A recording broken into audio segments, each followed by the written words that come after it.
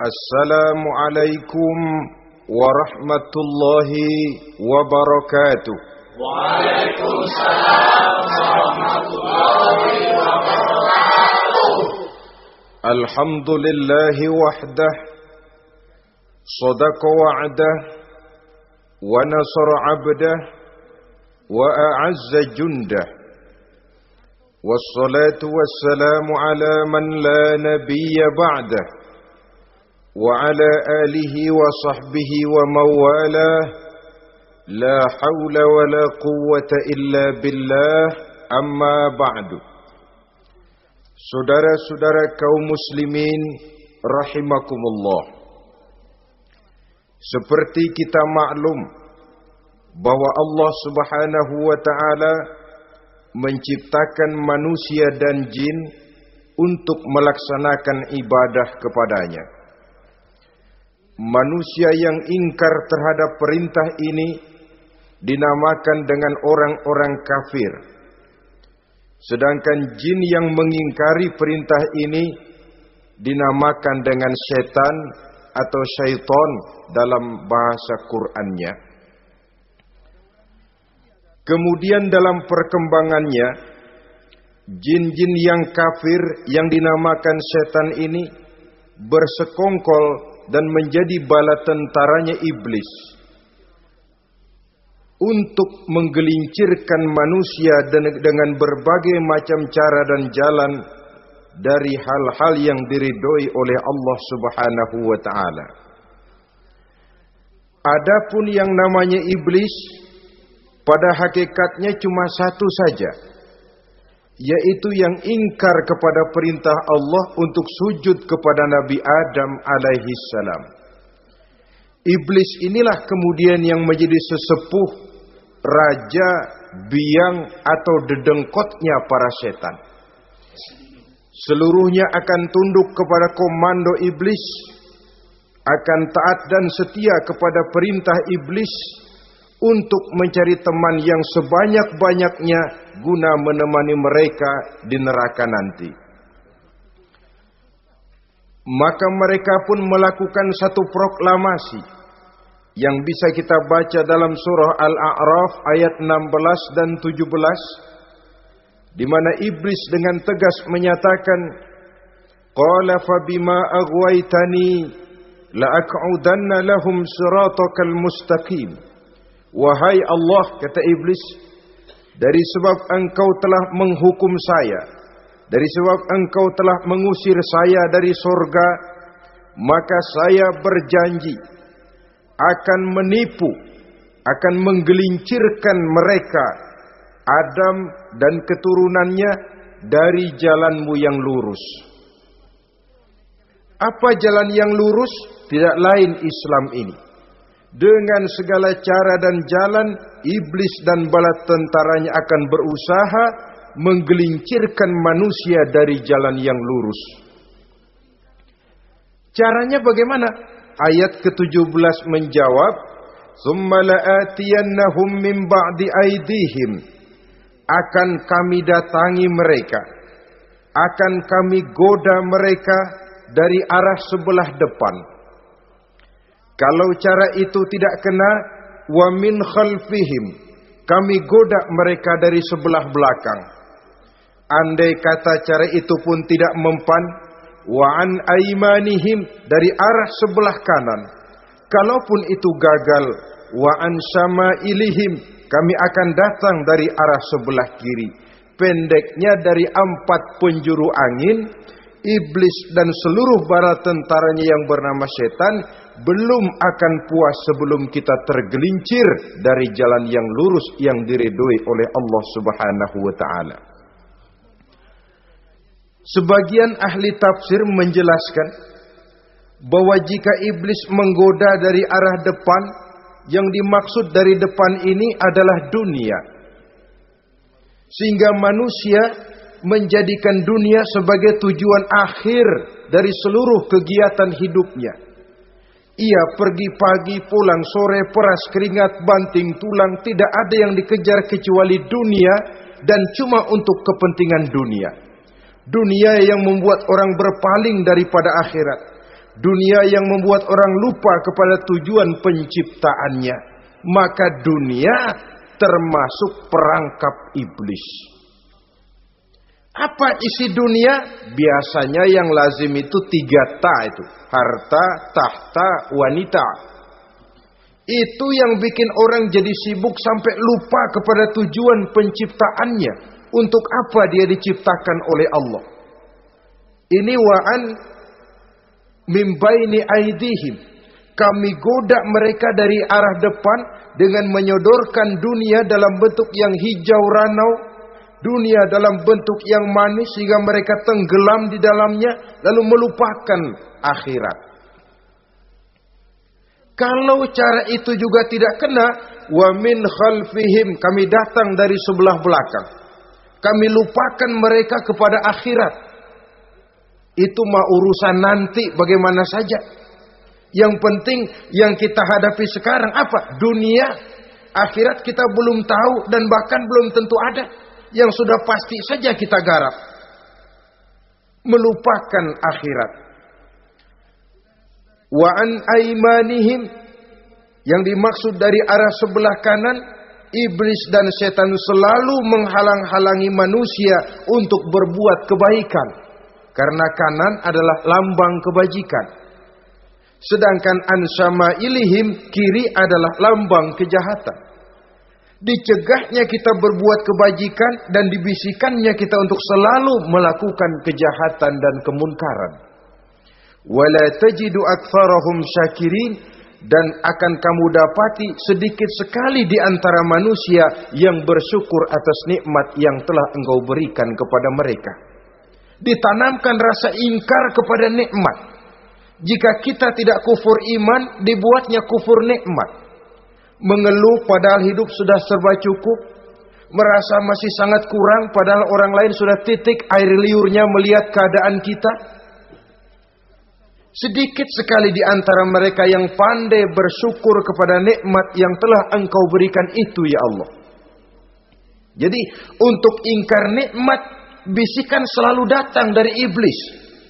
Coba lihat itu, temanmu yang tidak pernah sholat, rezekinya lancar, kamu berhenti saja sholat. Yang tidak pernah ke masjid, pangkatnya naik terus, udah berhenti aja ke masjid. Atau setidak-tidaknya mengeluh dalam hati, Tuhan kayaknya tidak adil, kenapa saya rajin sholat kok rezeki seret bener. Padahal pada dasarnya kalau kita mau berpikir dalam bentuk yang paling mendasar, Allah selalu memberikan yang terbaik untuk kita.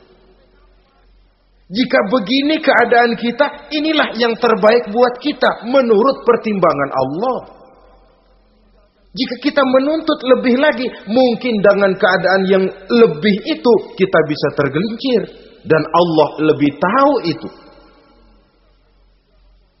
Sebagai pencipta manusia, Allah lebih tahu tentang kemungkinan-kemungkinan yang bisa didapat dan dicapai oleh manusia. Bahasa ringannya, rezeki lu segini aja deh, lu jadi rajin sholat. Kalau rezeki lu melebihan jadi orang kaya dikit, nanti ngelihat masjid minggir. Allah selalu memberikan yang terbaik kepada kita. Saudara-saudara kaum muslimin, adapun iblis dan setan sudah menyadari betul bahwa iblis dan setan tempatnya di akhirat nanti jelas neraka. Itu mereka sudah sadari betul. Maka yang mereka kepengen sekarang, bagaimana mencari teman sebanyak-banyaknya untuk menemani mereka di neraka nanti. Nah, inilah yang menyebabkan mereka berjibaku betul. Bahkan ada satu riwayat itu, ada waktu-waktu tertentu di mana para setan ini laporan kepada iblis. Kalau ada yang laporan gagal, bukan main marahnya si iblis ini selaku komandan. Kata setan, Pak, saya gagal menggoda si fulan karena imannya kuat. Goblok kamu. Dengan apa kamu goda dia? Dengan kedudukan. Dia tidak mau. tempuh dengan jalan lain, barangkali dengan harta. Kalau dengan harta tidak bisa, barangkali dengan wanita. Kalau dengan wanita tidak bisa, tempuh segala macam cara. Dan mereka yang laporannya enak, artinya berhasil menggoda banyak orang-orang beriman, itu konditenya naik. Bahkan mendapat semacam piagam penghargaan sebagai kadar militan daripada iblis. Nah, mereka berusaha dengan segala macam cara mengumpulkan teman sebanyak-banyaknya. Kalau mereka sendiri sudah tahu pasti, sadar nasib saya di akhirat nanti pasti masuk neraka, diazab dan disiksa oleh Allah. Cuma saya begini ini lantaran ulahnya Nabi Adam dulu. Maka anak-anak cucu Nabi Adam harus menjadi teman-teman saya sebanyak-banyaknya guna menemani saya di dalam neraka. Oleh karena itu, pada kesempatan pertemuan saat ini, kita akan membicarakan siapa sih teman-teman setan itu. Diriwayatkan dari Wahab bin Munabbih bahwa pada satu hari iblis diperintahkan oleh Allah untuk datang kepada baginda Rasulullah sallallahu alaihi wasallam dan menjawab segala pertanyaan yang diajukan oleh baginda Nabi. Datang iblis dalam bentuk orang tua pakai tongkat. Jadi iblis itu bisa malih warna. Dia termasuk jenis makhluk halus toh. Seperti halnya jin dan malaikat, itu bisa malih warna sesuai dengan yang mereka kehendaki. Ketika datang, baginda Nabi bertanya, "Man anta?" Siapa kamu? Dia jawab, "Ana iblis." Saya iblis. Jujur. "Limadza ji'ta?" Mau apa kamu datang kemari? Kata baginda Nabi. Dijawab oleh iblis, "Innallaha amaroni an atika wa ujibaka an kulli ma sa'altani." Allah memerintahkan saya untuk datang kepadamu dan menjawab segala pertanyaan yang engkau ajukan kepada saya. Nah, atas pernyataan ini baginda Rasul kemudian bertanya dengan dua pertanyaan. Pertanyaan pertama, iblis, "Kam ikhwanuka min ummati?" Ada berapa sih teman-temanmu dari golongan umatku? Dari golongan umatku, umat Islam ini, bukan orang lain. Kalau orang kafir sih sudah jelas, itu memang CS-nya iblis. Tapi dari umatku, siapa saja yang jadi teman-teman kamu iblis? Menjadi antekmu, menjadi alatmu sejak dari dunia sampai ke neraka nanti. Atas pertanyaan ini iblis menjawab, "Teman-teman saya dari golongan umatmu ya Muhammad, asyarun, ada 10 orang. Ada 10 orang yang merupakan teman-teman iblis dari dunia sampai ke neraka." Siapa mereka? Pertama kata iblis, teman saya hakimun jair. Hakim yang curang. Hakim yang tidak adil. Ini bisa dimaklumi. Kenapa? Karena hakim diharapkan adalah produk keadilan. Sehingga orang mengatakan seorang hakim adalah seorang yang meletakkan sebelah kakinya di sorga dan sebelah lagi di neraka. Kalau adil dia menghukum, kaki sebelah kanan yang akan menentukannya ke surga. Kalau licik dia menghukum, kaki sebelah kiri yang akan menjerumuskan dia ke dalam neraka. Saudara-saudara kaum muslimin rahimakumullah. Sesungguhnya dalam kehidupan, Kurangnya sandang pangan bukan satunya sebab yang membuat orang menderita. Tidak teraturnya perumahan, kurangnya lapangan kerja bukan satu-satunya yang menyebabkan rakyat menderita. Tapi lukanya rasa keadilan. Tidak tegaknya hukum sebagaimana yang diharapkan. Itu juga bisa menjadi sumber nestapa, bisa menjadi asal dari segala derita. Oleh karena itu, hakim yang tidak adil, hakim yang curang, yang menghukum tidak berdasarkan hukum, tapi berdasarkan kepentingan, berdasarkan pesan sponsor, hukum bisa dibeli, ada istilah mafia peradilan. Hakim-hakim macam ini yang akan menjadi teman-teman iblis. Dan tiap kali palu akan diketuk, iblis sudah bukan main sibuknya. Kekuasaan di tanganmu, hijau katamu, hijau yang akan berlaku, merah kau ketok, merah yang akan jadi keputusan. Orang lain tidak tahu ini kesempatan untuk jadi kaya, ini kesempatan untuk naik pangkat. Manipulir hukum tidak ada yang tahu karena orang banyak yang awam dengan hukum. Saudara-saudara kaum muslimin, kalau hukum sudah bisa dibeli, atau kalau hukum cuma untuk orang-orang kecil saja, ada kelompok-kelompok yang kebal hukum, maka akan timbullah kiamat di masyarakat, di mana yang kuat makin kuat, yang lemah selalu menjadi mangsa. Oleh karenanya, hakim yang serong, hakim yang durjana merupakan teman-teman setan, merupakan teman-teman iblis dari dunia sampai ke neraka nanti. Ini yang pertama. Oleh karenanya, pada dasarnya setiap kita adalah hakim untuk keluarga, dalam pergaulan. Hendaklah adil di dalam memutuskan segala sesuatu. Lebih-lebih hakim yang memang menjadi pengayom masyarakat. Bukankah lambang para hakim digambarkan dalam bentuk neraca yang berimbang? Tidak berat ke kiri, tidak juga berat ke kanan. Dalam arti objektif memberikan keputusan sesuai dengan hukum. Sehingga masyarakat terlindungi. Dan hakim yang adil secara praktis adalah musuh daripada setan. Dimanapun setan dan iblis paling gak demen sama hakim yang adil. Itu merupakan musuh besar bagi setan. Yang menyalahkan yang salah, membenarkan yang benar. Walaupun yang salah orang besar, yang benar orang kecil. Dan kita memang oleh baginda Nabi diajarkan satu doa. Allahumma arinal haqqa haqqa warzuqna ittiba'ah.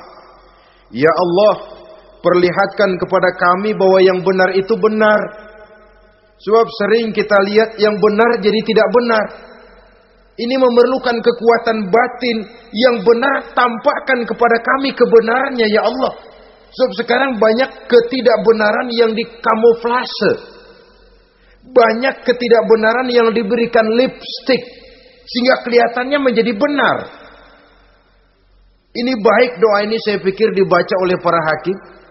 Allahumma arinal haqqa haqqa. Ya Allah, perlihatkan kepada saya bahwa yang benar itu benar. Dan tidak cuma sekedar itu. Warzuqni ittiba'ah. Berikan kekuatan kepada saya untuk mengikuti kebenaran itu. Sebab kadang-kadang terjadi juga dia tahu yang benar itu benar. Tapi tidak punya keberanian moral untuk mengatakan bahwa itu benar. Dia tahu itu barang yang hak. Tapi tidak terpanggil mengikuti yang hak. Tidak punya kekuatan moral untuk mengikutinya. Lalu doa ini pun disambung. Wa arinal batila batilan. Warzuqna ijtinabah. Wahai Allah, perlihatkan kepada kami bahwa yang batil adalah batil. Bahwa yang salah adalah salah. Bahwa yang munkar adalah munkar. Berikan kepada kami kekuatan untuk menjauhi yang munkar, yang batil, yang zalim. Saudara-saudara kaum muslimin rahimakumullah. Kita sering mencaci kaum pelacur sebagai sampah masyarakat.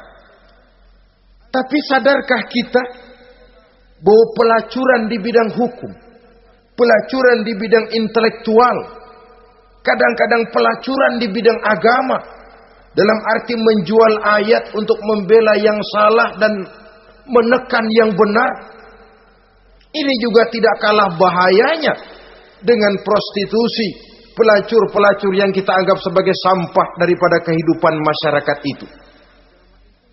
Oleh karenanya, maka hakim yang adil merupakan musuh utama daripada iblis dan setan. Mereka akan sibuk sekali kalau seorang hakim sudah berketetapan untuk melahirkan keputusan hukum yang seadil-adilnya. Ini yang pertama, teman setan adalah hakim yang nyeleweng, yang tidak adil. Yang kedua, teman saya, kata iblis, ghaniyun mutakabbir, orang kaya yang sombong. Orang kaya sombong itu teman setan. Orang miskin sombong itu lebih teman lagi tuh. Sebab ini sudah kelewatan. Kalau orang kaya sombong barangkali masih lumayan lah, memang kaya. Tapi kalau sudah miskin sombong, minta ampun. Orang kaya yang sombong adalah musuh iblis. Sebab pada hakikatnya tidak ada yang kaya dalam kehidupan ini kalau sudah bercermin kepada apa sih yang kita punya. Nabi Sulaiman karena merasa menguasai antara masyrik dan maghrib, satu hari pernah mohon izin kepada Allah. Ya Allah, saya mohon izin kepadamu untuk memberikan makan kepada seluruh makhluk-makhlukmu sekedar satu hari saja. Baik.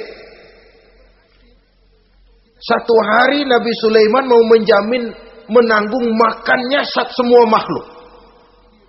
Karena merasa kaya. Baik, kata Allah. Lalu sibuklah Nabi Sulaiman mengadakan persiapan. Seluruh bala tentaranya, jin, binatang dikumpulkan, mengumpulkan makanan yang sebanyak-banyaknya, diatur di satu lapangan yang sangat luas. Sebab ini yang mau makan tentu tidak sedikit. Nah, sudah selesai persiapan, kata Allah, sudah selesai Sulaiman? Sudah, ya Allah. Nah, aku mulai dari makhlukku yang paling di bawah, ikan. Ikan Nun dipanggil oleh Allah. Rezekimu hari ini mau ditanggung Sulaiman. Naik, makan. Naik ikan ini. Sekali makan seluruh persiapan habis.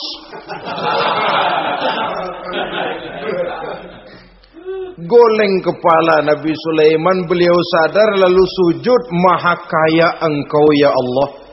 Boro-boro nanggung makanan semua makhluk hidup sehari, ikan satu nggak keurusan. Ini baru sekali makan, bagaimana nambahnya? Jadi apa sih yang kita anggap kaya ini? Maka orang kaya yang sombong pada hakikatnya kacang yang lupa akan kulitnya. Tidak ada yang kita bawa pada saat kita terlahir ke alam ini. Sebagaimana juga tidak ada yang kita bawa pada saat kita meninggalkan alam ini. Harta kita akan pindah nama. Sebab itu yang perlu kita jaga pada hakikatnya tidak lain nilai-nilai iman. Sebab ini yang akan kita bawa. Cuma ironinya, karena iman itu abstrak, bukan benda, orang yang kehilangan iman tidak pernah ribut. Sebaliknya karena harta itu materi, benda konkret, orang yang kehilangan harta cepat merasa, cepat ribut. Motor hilang, ribut. Kenapa? Motor itu benda, kelihatan. Duit hilang, ribut. Televisi hilang, ribut. Kenapa? Benda. Tapi kalau iman yang hilang, wah kelihatannya tenang-tenang saja, Pak.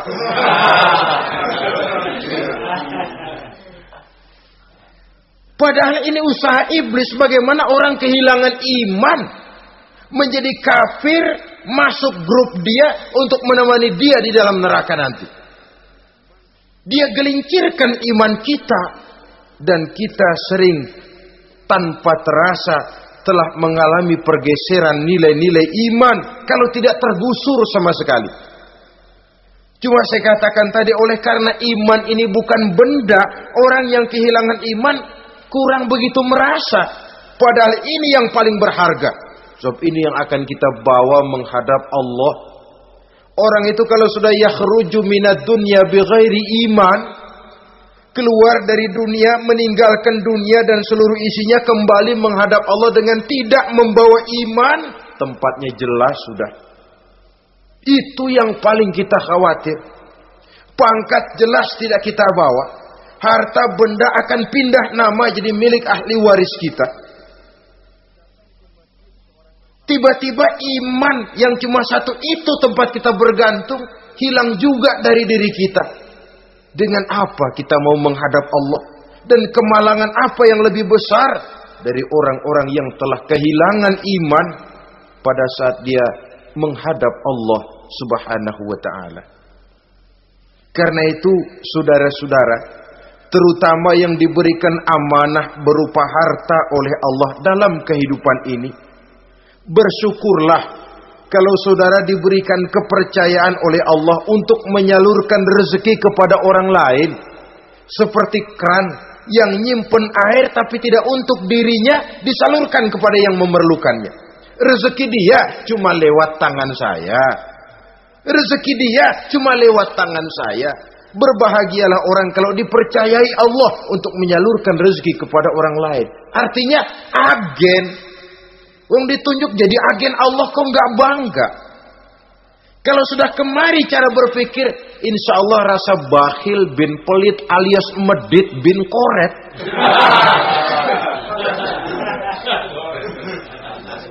Itu insya Allah nggak ada. Kan kadang kita berpikir, yang nyari duit gue setengah mati, lu datang-datang mau minta aja pala lu. Kan itu toh kadang-kadang cara kita berpikir. Ya boleh jadi lalu terasa berat. Tapi kalau kembali kepada kesadaran, barangkali alhamdulillah rezeki dia cuma lewat tangan saya. Kalau saya nggak ngasih dia, barangkali nggak semudah ini saya dapat rezeki. Allah mudahkan rezeki saya karena saya sering membantu orang-orang yang memang memerlukannya. Andai kata saya nggak membantu mereka, belum tentu rezeki selancar ini. Tidak lalu enak aja, peras keringat gua banting tulang, pergi pagi pulang sore, lu datang-datang nada aja. Berbahagialah orang jikalau sekali lagi dia dijadikan agen oleh Allah untuk menyalurkan rezeki kepada mereka yang memang memerlukannya. Kalau tidak ke arah itu kita berpikir, yang timbul bakhil. Bakhil lalu bermegah-megah dengan hartanya, timbul kesombongan. Senang lihat orang susah, lalu dia sendiri dengan hartanya cuma to show only, pameran. Lewat di kampung, senang kalau orang melotot, lihat mobilnya yang serba mengkilap, sepatunya yang serba mahal. Senang kalau, wah, semua gaya hidupnya serba jet set, wah, wah, wah. Senang betul kalau melihat orang sudah serba bengong lihat keadaan dia. Timbul takaburnya, sombongnya, ngenyek kepada yang lain. Maka orang kaya yang sombong, teman iblis, teman setan. Setan senang betul. Sebaliknya secara praktis, orang kaya yang rendah hati adalah musuh iblis. Saudara-saudara kaum muslimin rahimakumullah. Lain memang. Kalau kita diberikan ilmu di akhirat nanti, pertanyaan cuma satu, ilmumu kau amalkan untuk apa? Kalau kita diberikan umur panjang, pertanyaan akhirat satu saja. Umurmu kau habiskan di mana? Tapi kalau sudah harta diberikan kepada kita, pertanyaan akhirat dua. Min aina iktasabahu wa fima anfaqahu. Hartamu kau dapat dari mana, kau belanjakan kemana. Depan belakang ditanya. Yang ketiga, teman iblis itu tajirun khain. Pedagang yang berkhianat. Baik kepada sesama teman pedagangnya, karena ingin lebih maju dari yang lain. Terjadi persaingan yang tidak sehat di berbagai bidang bisnis. Ataupun kepada para pembelinya. Dengan mengatakan barang yang baik adalah barang yang tidak baik menjadi baik. Sebab pada dasarnya apabila kaum pengusaha sudah berkhianat akan timbul kegoncangan ekonomi. Dan kegoncangan ekonomi dampaknya adalah melahirkan kelas-kelas kemiskinan. Kemiskinan merupakan satu perangkap iblis. Biasanya orang kalau udah melarat udah dekat banget sama kafir. Kalau tidak dilatar belakangi oleh nilai iman yang kuat. Udah melarat, udah dekat benar dah sama kafir. Apalagi iblis ini menggodanya. Pandai dia. Kepada orang miskin dia datang dengan bujukan materi. Kepada yang cukup hartanya dia datang dengan bisikan lain. Pendeknya iblis dan setan itu kalau ibarat tukang joget, dia ngerti betul irama kendang.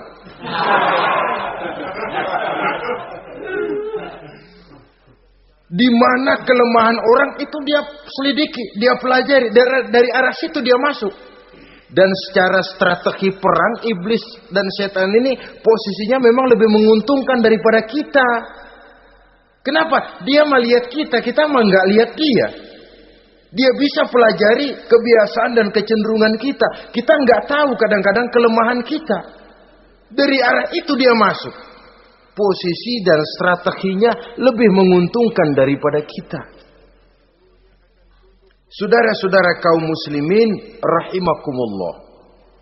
Bila ekonomi sudah goncang, terjadi penimbunan barang, terjadi spekulasi harga, timbullah kegoncangan sosial. Dan dikala itu setan dan iblis pesta. Dia merasa perangkapnya berhasil. Persaingan-persaingan yang tidak jujur, yang pada dasarnya akhirnya bukan cuma merusak sistem ekonomi, tapi juga mempengaruhi hasil kerjaan. Dalam tender-tender usaha-usaha besar misalnya, oleh karena mengajar supaya dia yang mendapat proyek, dia tidak segan sogok sini, suap sana, semir sana, usap sini. Tinggal untungnya sedikit dan dia harus dapat untung besar. Akhirnya apa? Proyek yang dikerjakan cuma asal sekedar jadi. Tidak seperti standar yang ditetapkan lagi. Juga tidak merupakan kesalahan yang sepenuhnya harus dibebankan kepada dia. Kesalahan yang merupakan siklus. Mata rantai sudah lingkaran setan. Itulah sebabnya sering saya ungkapkan kalau manusia sudah jadi teman setan, lebih buas daripada bajing. Karena bajing cuma makan kelapa, tapi bajingan udah apa saja dimakan. Sudah jadi teman-teman iblis, tidak ngerti halal haram, hak dan batil. Ini kepentingan pribadi apa kepentingan orang banyak, yang penting sikat saja. Jadi yang ketiga ini targetnya memang kekacauan ekonomi. Yang kemelaratan, kemiskinan merupakan tangga untuk sampai kepada kekafiran. Dan iblis tahu betul itu.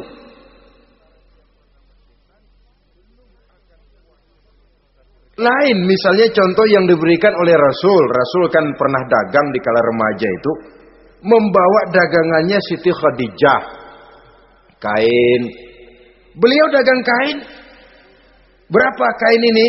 Oh, kalau ini saya ambil dari Ibu Khadijah 25 rupiah. Saudara mau beli saya berapa terserah, asal saya ada untungnya. Dan kalau modalnya 25, betul-betul beliau bilang 25. Jujur. Kita kan enggak, udah bohong campur sumpah lagi.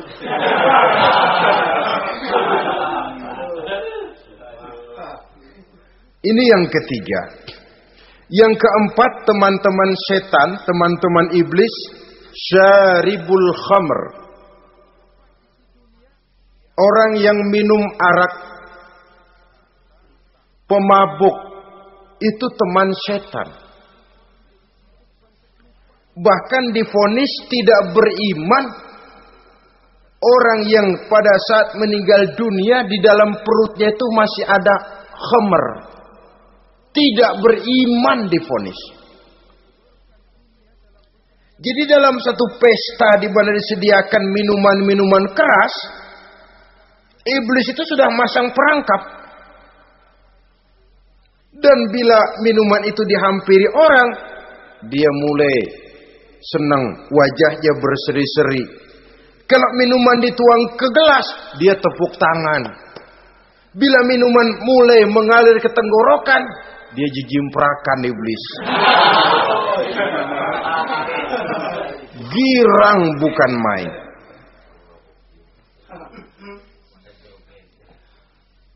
Saudara-saudara kaum muslimin rahimakumullah. Kenapa pemabuk merupakan teman setan? Karena dalam keadaan mabuk, orang kehilangan daya kontrol. Perbuatannya nyaris tidak terkontrol lagi. Tidak ada rahasia, tidak ada harga diri, tidak ada sifat memelihara. Dan itu ciri-ciri daripada iblis. Syaribul khamr. Orang yang suka meminum minuman keras. Itulah sebabnya memang dalam hidup ini kita harus punya filter. Allah selalu menghendaki yang terbaik dan memilihkan yang terbaik untuk kita. Kalau sudah itu minuman yang baik kata Allah, itulah memang yang baik untuk kita. Kalau itu dilarang oleh Allah, itulah memang yang tidak baik untuk kita. Jadi kalau sudah qat'i dalilnya, gak usah buang energi menyelidiki apa manfaatnya. Kalau sudah qat'i dilarang, gak usah buang energi menyelidiki apa bahayanya khamr. Allah tidak akan melarang sesuatu yang mengandung manfaat. Yang dilarang Allah tentu yang membawa mudarat dan bahaya di dalam kehidupan. Bukankah sekarang ini minuman keras sudah merupakan penghias pesta? Merupakan kebanggaan di kalangan remaja? Termasuk dalam kata khamr ini ya morfin, ganja, narkotik, dan yang sejenis dengan itu. Orang sudah merasa bangga kalau sudah fly to the sky. Membumbung ke angkasa katanya dunia ini luas. Lupa segala macam persoalan. Tapi sampai kapan? Sampai kapan orang merasa membumbung? Sampai kapan orang merasa bisa meninggalkan segala persoalan? Sampai mabuknya selesai. Ya kalau gitu mabuk aja terus. Lalu apa artinya kehidupan ini? Mabuk kan gak ngerugiin orang lain. Kalau saya nyolong kan ngerugiin orang lain. Kalau saya korupsi ngerugiin orang lain. Kalau saya zina jelas ada orang lain yang dirugikan. Tapi minum khamar, siapa yang rugi? Uang-uang saya. Saya beli dengan uang saya, yang minum pun saya. Siapa yang rugi? Saudara, ini pemikiran sepihak namanya. Pertama jelas merugikan diri sendiri. Kesehatan terganggu, pertumbuhan IQ, ya, daya pikir jadi jumud bin beku. Tidak ada idealisme ke arah depan. Yang ada ya, yang dipikirkan ya, yang di depan hidungnya saja. Dan konon itu pada mulanya memang orang kan sifatnya cuma ingin tahu. Nyobain ketagihan. Ya kalau orang tuanya masuk golongan have, mampu. Kalau orang tuanya termasuk ekonomi lemah. Sedangkan kecanduan hal yang tidak bisa ditangguhkan. Orang yang sudah kecanduan minuman keras. Sekali dia tidak minum, sudah bukan main rasanya.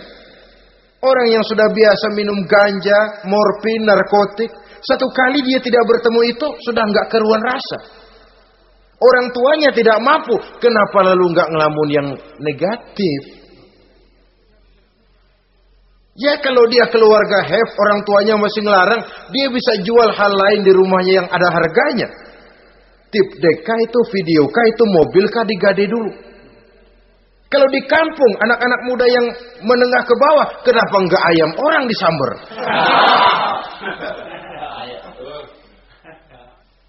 Terjadilah perbuatan negatif yang akhirnya merembet kepada merugikan orang lain.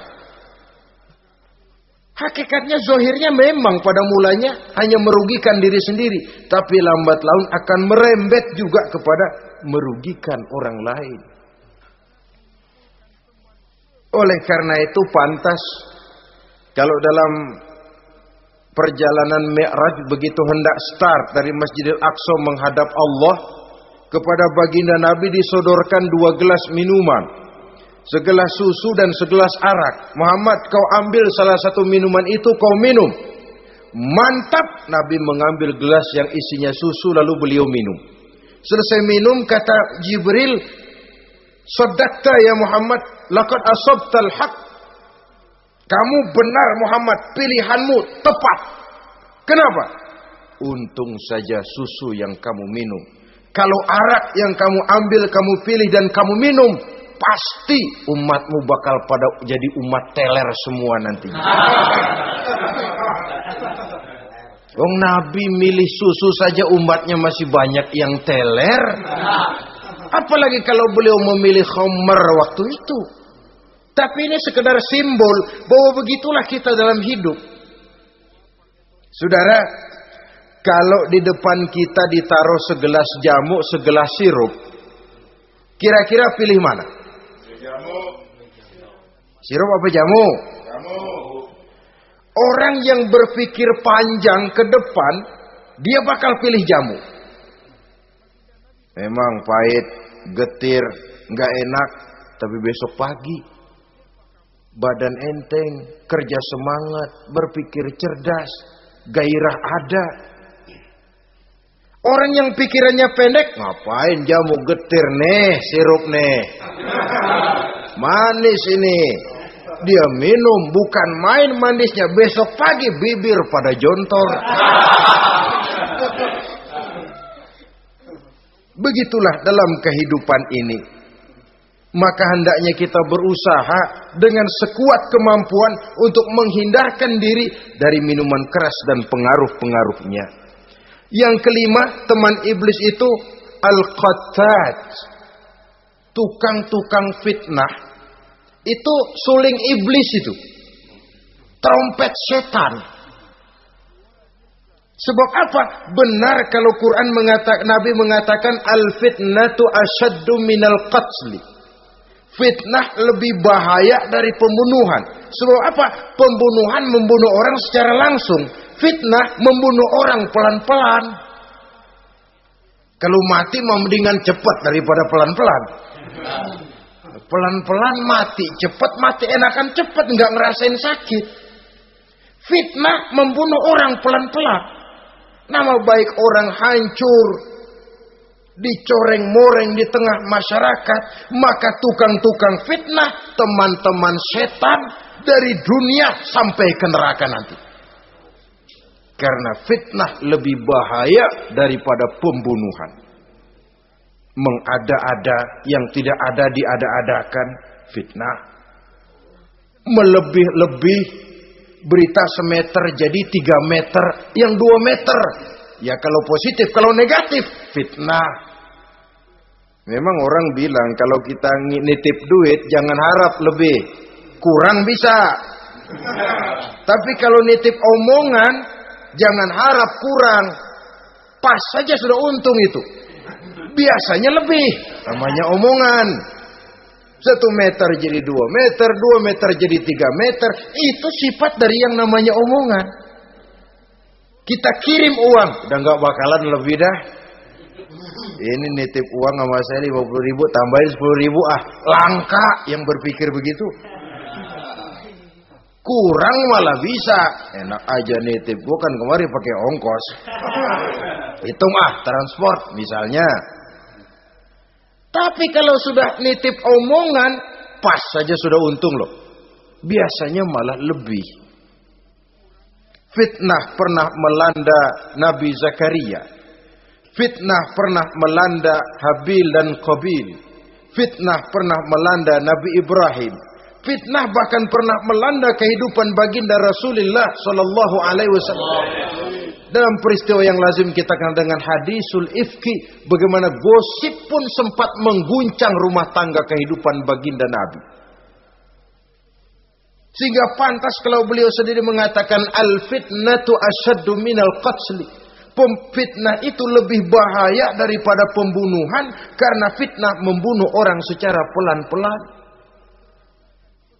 Saudara-saudara kaum muslimin rahimakumullah. Lidah tidak bertulang. Soghirul jirmi azimul jurmi. Kecil bentuknya tapi besar akibatnya. Kalau kita luka karena silet 2-3 hari boleh sembuh. Tapi luka karena lidah seumur hidup kita ingat.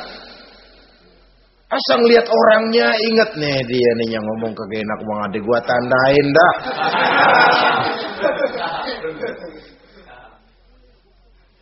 Itulah sebabnya pepatah bilang salamatul insan fi hifzil lisan. Orang akan selamat jikalau dia pandai menjaga lidahnya. Saudara-saudara kaum muslimin, yang keenam, teman setan sahibur riya.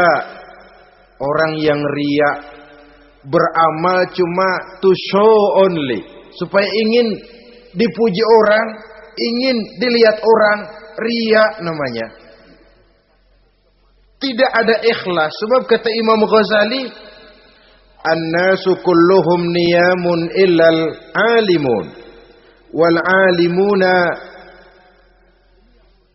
an-nasu kulluhum mauta illal alimun, wal alimuna niyamun illal amilun, wal amiluna mughtarruna ilal mukhlisun. Manusia itu pada hakikatnya mati kecuali orang alim. Orang alim sekalipun hidup hakikatnya adalah tidur, kecuali orang yang mengamalkan ilmunya. Dan orang yang mengamalkan ilmunya banyak yang tertipu, kecuali orang yang ikhlas. Tepat ini fatwa Imam Ghazali. Manusia hakikatnya tidur, kecuali orang yang alim. Orang yang alim walaupun hidup tapi tidur. Hidup tidur, ya nggak bisa berbuat banyak, kecuali orang yang mengamalkan ilmunya. Dan orang yang mengamalkan ilmunya banyak yang tertipu, kecuali yang ikhlas. Jadi kalau amal itu adalah jasad, ikhlas itu adalah ruh. Amal tanpa ikhlas patung. Patung tidak bisa berkembang, tidak bisa berbuat banyak, namanya patung. Itu amal tanpa ikhlas. Ini termasuk penyakit batin toh, ikhlas, riya, ujub, sum'ah, penyakit kepengen didengar orang, penyakit kepengen dilihat orang. Wah, kalau sembayangnya dilihat orang mantap betul, kayak besok mau mati. Tapi kalau sudah sembahyang nggak dilihat orang, wah kilat khusus, cepat bukan main. Ria. Ini yang menghancurkan amal ini nggak terasa. Sifat kita sendiri. Ria ini menggeragoti amal, sebagaimana api menggeragoti kayu bakar. Yang ketujuh, teman setan akilu malil yatim. Orang yang memakan harta anak yatim. Itu setan senang betul itu. Dia bisikan, kau kan ngurus anak yatim. Kau sudah menanamkan budi kepada mereka. Jadi wajar kalau kau ambil bagian. Mula-mula memang dalam batas yang wajar. Makin lama malah berebut sama yatimnya. Makin kesonoin, yatimnya malah nggak keduman, panitianya yang kenyang. Akilu malil yatim, orang yang memakan harta anak yatim secara zalim, ini merupakan teman setan. Sebaliknya, orang yang melindungi anak yatim, kata Nabi, seperti dua jari ini dengan aku di akhirat nanti. Dekat derajatnya dengan Rasul. Yang kedelapan, teman setan al-mutahawinu bis shalah. Orang yang nganggap enteng sholat, ngenteng-ngentengin sholat. Nanti aja dah, kalau udah tua-tuaan, sembahyang mah gampang, saban sari ada. Kalau ini nih tinju jarang-jarang. Al-mutahawin, ngenteng-ngentengin. Pada dasarnya agama itu mudah. Jangan dipersulit, tapi juga jangan dipermudah. Agama itu tidak berat. Jangan diberat-beratin, tapi juga jangan dienteng-entengin. So yang enteng kalau kita entengin, akhirnya menganggap remeh. Mulanya memang sedikit, makin lama makin banyak, makin lama makin banyak, makin bertumpuk. Apalagi kalau sadar kita sholat adalah tiang daripada agama. Bagaimana rumah akan tegak tanpa tiang yang kuat? Bagaimana agama akan tegak dalam diri seseorang kalau sholatnya dia enteng-entengi? Jangankan yang sunnah, yang wajib saja. Kadang-kadang tutup lubang gali lubang. Padahal itu merupakan tiang pokok. Rumah itu untuk kuat harus ada tiang-tiang tambahan. Tiang tambahan ini ya nawafil, ya rawatib, solat-solat sunnah itu. Itu untuk menjaga stabilitas temperatur batin kita kepada Allah. Al-mutahawinu bis shalah. Jadi kalau sudah masuk waktu, beduk misalnya berbunyi, azan berkumandang, iblis mulai menyebar bala tentaranya. Pasukan, siap.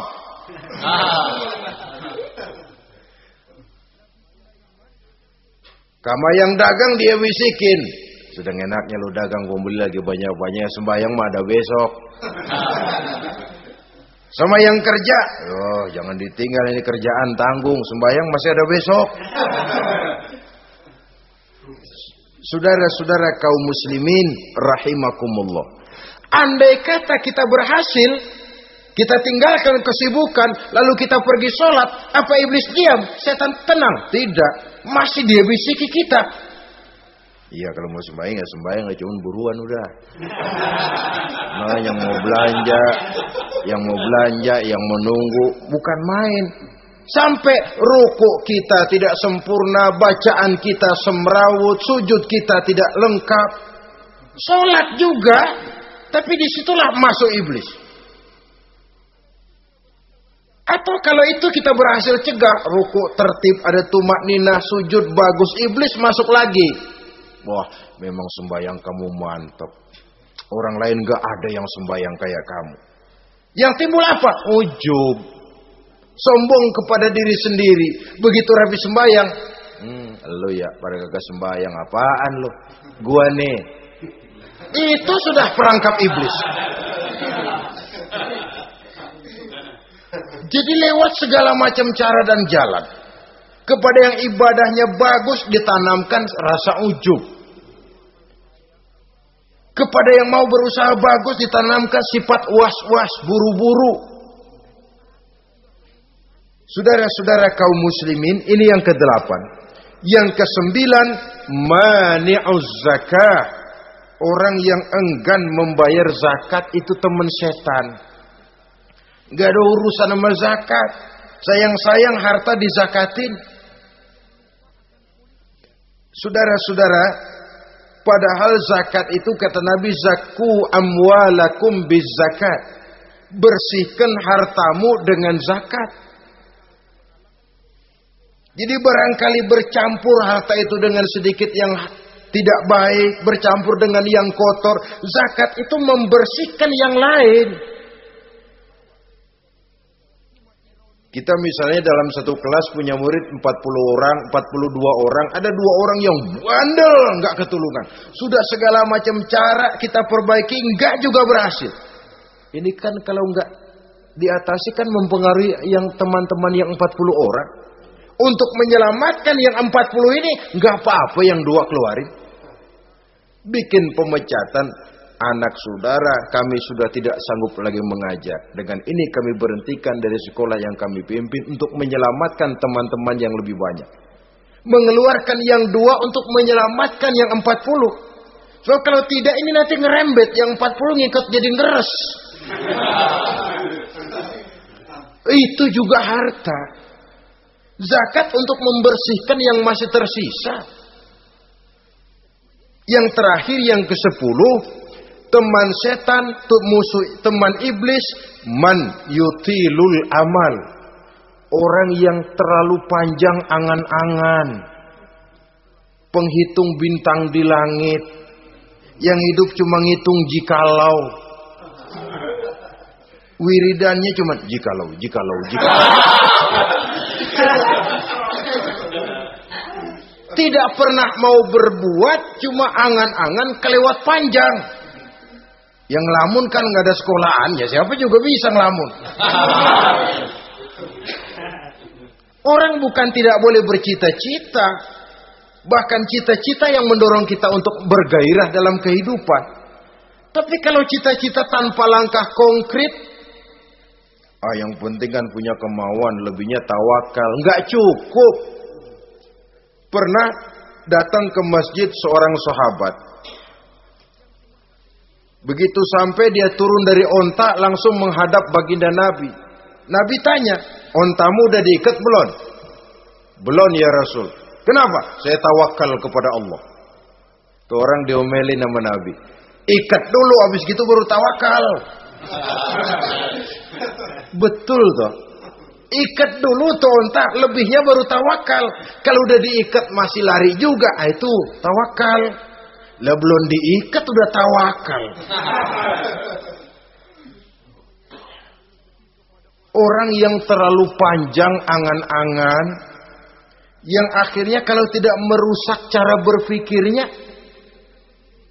akan mendorong dia kepada perbuatan yang negatif untuk mewujudkan angan-angannya itu. Macam misalnya ya, pakaian kepengen bagus, harta mau banyak, usaha ogah, kerja capek sedikit tidak mau, kepengen seperti orang-orang, lalu ngelamun. Kalau tidak jadi gila, ya merusak perbuatannya. Kan berapa banyak orang yang kepengen kaya gagal lalu jadi sableng. Kertas koran ditumpukin, dikantongin, dia kira gepokan duit. Hawanya duit udah banyak aja. Tulul aman, terlalu panjang angan-angan. Nah, saudara-saudara, kalau kita sudah tahu itulah teman-teman setan, teman-teman iblis, mari kita berusaha jangan termasuk salah satu di antara 10 orang yang menjadi teman-teman iblis ini. Lalu cara untuk mengatasinya bagaimana? Imam Al-Ghazali rahimahullah memberikan tuntunan. Pertama, untuk mengatasi perangkap setan, jangan sampai kita termasuk salah satu teman setan, zikrullah. Banyak ingat kepada Allah. Sebab Nabi bersabda, inna zikrallahi ta'ala fi janbi syaitan kal akillati fi janbi ibni Adam. Sesungguhnya zikrullah, zikir kepada Allah itu dapat menyakiti setan sebagaimana penyakit menyakiti lambung anak Adam. Jadi setan itu akan kurus kalau kita hantam pakai zikrullah. Setan tidak berdaya, lemah kalau kita hantam pakai zikrullah. Ingat Allah, selalu merasakan kehadiran Allah dekat dalam hidup. Itu senjata pertama. Dengan zikrullah, setan kurus. Kalau udah kurus, ya lemas. Nggak berdaya ngadepin kita. Tapi kalau nafsu yang kita ikutin, kita umpanin tuh setan. Lah gemuk. Begitu gemuk, makin berleluasa dia ngutak-ngatik kita. Yang kedua, jangan mendekati tempat maksiat. Sebab man hama haulal hima yusiku ayyaqa fi. Orang yang main di pinggir kali ditakutin kecebur di kali. Jangan mendekati tempat yang cenderung membawa kita ke tempat maksiat. Saudara-saudara, yang ketiga, mengosongkan perut. Dalam arti rajin puasa, puasa sunnah. Kata Nabi, inna syaitan yajri min ibni Adam majrad dam fadayyiku majariyahu bil ju'. Setan mengalir dalam diri manusia seperti mengalirnya darah. Maka persempit jalan setan dengan apa? Bil ju', dengan memperbanyak lapar. Bukan memperturutkan syahwat.